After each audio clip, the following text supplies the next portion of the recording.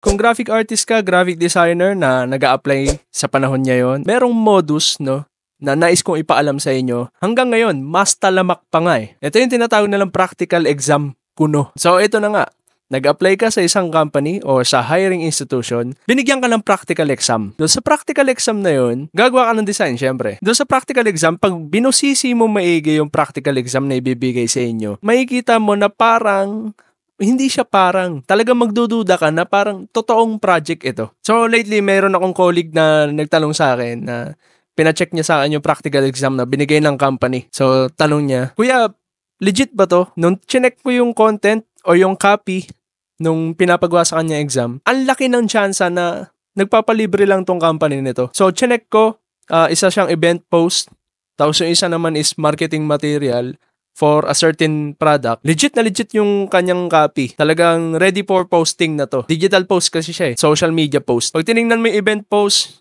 yung date niya is totoo. Yung time totoo rin. Tapos may mga certain speakers. Hindi siya dummy human na, alam ba mo, yung John Jones o Jane Smith. Yung mga ganun.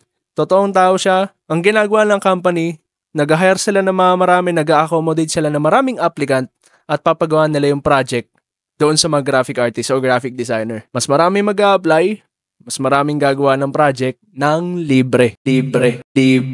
So sa sobrang dami na nag-a-apply na yun, iba't iba rin yung practical exam na binibigay nila. Depende doon sa project na kailangan. After nyo mag-apply, nagpasa kayo ng practical exam, ang taas ng confidence ninyo, matatanggap ka kasi maganda yung output na binigay mo. Talagang binuhos mo lahat. Eventually, hindi na magpaparamdam yung company. So yun lang. Sana maging aware ang lahat. Sa mga hindi pa nakakaalam ng modus na ito, yan, pinapaalam ko na sa inyo. No? Kung baguhan ka sa industry na to, meron ganyang modus. Basahin nyo maigi yung practical exam ninyo, kuno. Tingnan nyo kung legit ba talaga siyang practical exam lang or dummy exam. Hindi siya totoong project. So baka nakakalibre lang sila ng project sa inyo. No? Thank you for watching and I will see you in the next one.